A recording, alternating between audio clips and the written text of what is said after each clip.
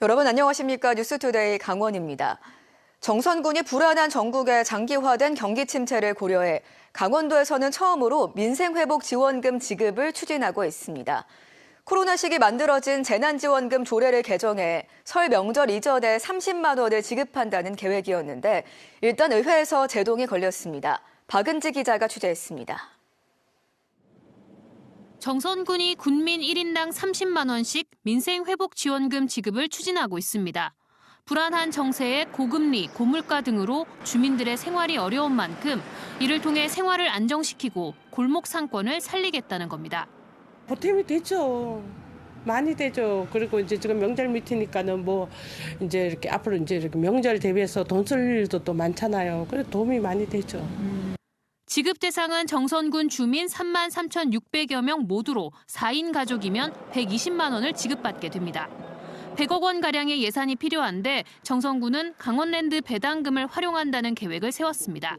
실제로 지급하려면 코로나 시기 만들어진 재난지원금 조례에 민생회복지원금을 포함한 개정 조례안이 의회를 통과해야 합니다. 준비를 해놓은 상태이기 때문에 그 의결만 된다 그러면은 저희들이 좀 토요일, 일요일까지라도 저희들이 국민을 위한 부분이기 때문에 저희들이 집중적인 이제 그 지원을 하려고 하고 있습니다. 개정 조례안은 올해 첫 정선군 의회 임시회에 제출됐는데 결국 문턱을 넘지 못했습니다. 의원들은 민생회복지원금 취지에는 이견이 없었지만 지급 시기나 추진 방법을 놓고 의견이 엇갈린 겁니다. 사전에 의회와의 소통이 부족했다는 지적도 나왔습니다. 결과는 3대3으로 부결됐습니다. 이제 행정부와 의회와 소통하는 과정에서 절차적인 부분과 또 법을 집행하는 거니까 원칙적인 부분들에 대해서 조금의 이견이 있었습니다. 그래서 그 부분을 바로 잡고 현재 전국적으로 조례 개정 등을 통해 민생회복지원금 지급을 결정한 지자체는 전북 김제와 정읍 등 10여 곳입니다. 의회에서 제동이 걸린 정선군 민생회복지원금은 설 명절 이후 다시 절차를 밟아야 할 것으로 예상돼 지급 시기도 그만큼 미뤄지게 됐습니다. MBC 뉴스 박은지입니다. 어제 영서 지역에 올해 처음으로 초미세먼지 주의보가 발령됐습니다. 뿌연 먼지가 하늘을 뒤덮는 답답한 하루가 이어졌는데요. 오늘도 초미세먼지가 기승을 부릴 것으로 예보됐습니다. 유주성 기자입니다. 희뿌연 먼지와 안개가 하늘을 가득 메웠습니다. 공중에서 봐도 시야가 트이지 않고 도시도 잘 보이지 않습니다. 하늘이 희뿌옇게 변하면서 아파트는 윤곽만 남았습니다. 오전 한때 원주의 초미세먼지 농도가 매우 나쁨 수준까지 치솟으면서 도시 전체가 먼지로 가득 찼습니다. 평소라면 눈으로 확인할 수 있었던 치악산 자락도 지금은 전혀 보이지 않는 상태입니다. 먼지가 하늘을 뒤덮으면서 시민들은 만반의 준비를 하고 길을 나섰습니다. 시장을 오가는 시민들 상당수가 마스크로 눈과 코를 막았습니다. 안 썼으면 코가 칼칼하지. 목구멍하고 코가 약간 간질간질하지. 안 쓰고 나오면은 좀 그런데 이걸 하면은 방지가 되니까 괜찮아. 캐를 보니까 미세먼지 있다 그래가지고 좀 탁한데 공기가 조금 눈이 묵은 것 같고 그래가지고. 영서 지역은 대기 정체로 먼지가 축적되면서 초미세먼지와 미세먼지가 기승을 부렸고 낮에는 올해 첫 초미세먼지 주의보가 발령되기도 했습니다.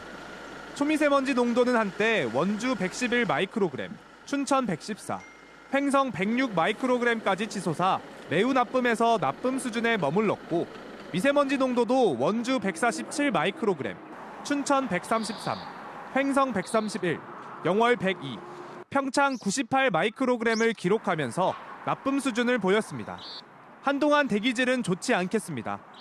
오늘 미세먼지는 보통 수준을 회복하겠지만 초미세먼지는 여전히 나쁨 수준을 보일 것으로 예보됐고 특히 오전에는 대기 정체에 더해 국외에서 먼지까지 유입되면서 농도가 높아질 것으로 보입니다. MBC 뉴스 유주성입니다. 춘천 봄내콜을 아시나요?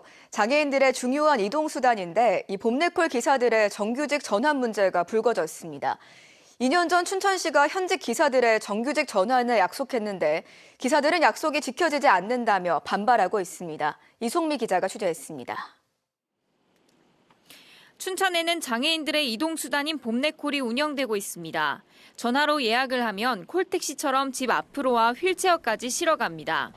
지난 2023년 이 봄내콜 업무를 춘천도시공사가 인수했습니다. 그러면서 봄내콜 기사들을 정규직으로 전환하겠다고 약속했습니다. 기자 간담회에서도 정규직으로 이렇게 이간에 정규직으로 해주겠다고 이렇게 얘기를 했었대요. 그래서 타이핑까지 해놓은 게 있다 하더라고요. 답변드리겠습니다. 그 당시에도 시장님께서 말씀하실 때도 그 예산의 확보가 문제이기 때문에. 그런데 최근 춘천도시공사가 기존 봄내콜 기사들의 정규직 전환이 아닌 공개 채용 방안을 검토하는 것으로 알려졌습니다. 사실상 블라인드 채용으로 나이와 성별에 제한을 두지 않고 필기와 면접 시험을 치르는 겁니다. 현직 봄내콜 기사들은 당초 약속과 다르다며 크게 반발하고 있습니다. 사실 먹고 사는 문제거든요. 이런 식으로 그동안에 19개월 동안 기만을 하고 남은 2달 안에 이거를 처리하겠다는 방침을. 춘천도시공사도 난감합니다. 춘천도시공사는 지방 공기업으로 정규직 채용을 하려면 공개 채용 기준을 따라야 하기 때문입니다. 정규직 가운데 하나인 무기직으로 전환할 수도 있지만 이마저도 2년 이상 근무한 기사들이 대상입니다. 이 정규직 전환이라는 게 공기업에서 굉장히 예민한 게 저희가 그 일반직 같은 경우는 어쨌건 저희가 다 시험을 보고 채용 절차로 들어오시는데 그 공정성이 굉장히 이제 시비가 많이 걸려서. 춘천도시공사는 봄내콜 기사 공개 채용 계획이 아직 확정된 건 아니라는 입장입니다. 하지만 기사들은 당초 약속을 지키라며 반발하고 있어 진통이 불가피합니다. 이런 상황에 사실상 봄내콜 인수를 주도했던 춘천시는 이제 와서 채용 문제는 도시공사 소관이라며 뒷짐만 지고 있습니다. MBC 뉴스 이송미입니다. 설 연휴 강원도 귀성길은 설 전날인 28일, 귀경길은 설 다음 날인 30일에 가장 밀린다는 전망이 나왔습니다. 국토교통부는 귀성 행렬이 절정에 이르는 오는 28일, 서울에서 강릉까지 5시간 10분, 귀경 차량이 가장 많은 30일, 강릉에서 서울 구간이 4시간 50분 걸릴 걸로 내다봤습니다. 최대 귀경 시간은 지난해 추석보다도 30분 더 늘어난 수치입니다. 특히 영동고속도로에서는 만종북기점에서 새말나들목, 둔내나들목에서 봉평터널, 평창휴게소에서 대관령 나들목까지가 상당한 체증을 겪을 걸로 예상됩니다. 강원 방문해를 맞아 강원도가 외국인 관광객 유치에 주력합니다. 강원도는 7개 겨울축제와 스키리조트를 묶은 관광상품과 한류 드라마 촬영지, 전통시장을 연계해 이번 겨울에 외국인 관광객 2,000명 유치를 목표로 하고 있습니다. 또 레고랜드와 춘천 의암공원 출렁다리, 정선 아리랑 체험 등 관광 콘텐츠를 집중 홍보합니다. 특히 강원 방문해인 올해와 내년, 동계와 한류, 웨니스를 활용해서 강원 관광의 새로운 전환점을 만들겠다고 밝혔습니다. 삼척 정월 대보름제 백미인 기줄다리기의 유네스코 세계인류무형문화유산 등재 10주년을 맞아 도내 18개 시군 기줄다리기 대회가 열립니다. 대회 참가를 원하는 시군이나 단체는 남성 32명, 여성 8명 등 모두 40명으로 기줄다리기 팀을 구성해 다음 달 5일까지 삼척시 체육회 방문과 팩스로 신청서를 제출하면 됩니다. 다음 달 16일 삼척 엑스포 광장에서 열리는 기줄다리기 대회 우승팀에게는 소정의 상금이 지급될 예정입니다.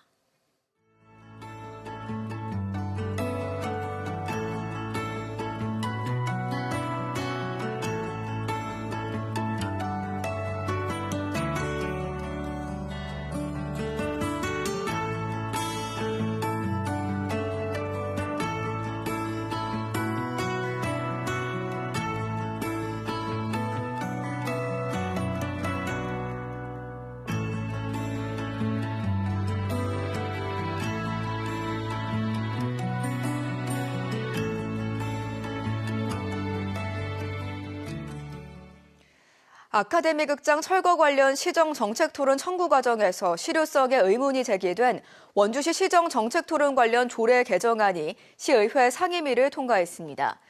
이번에 통과된 원주시 주민참여 등에 관한 기본조례 일부 개정 조례안은 시정정책토론의 청구 자격을 기존 공직선거법 제15조에 따라 선거권이 있는 주민에서 18세 이상 주민으로 수정하는 내용을 담고 있습니다.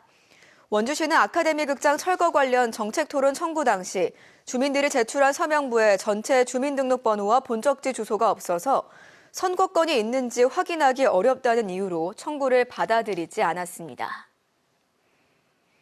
동해시가 지난 1년 동안 스포츠대회 개최와 전지훈련 등으로 모두 8만 4천여 명의 방문객을 유치한 것으로 조사됐습니다.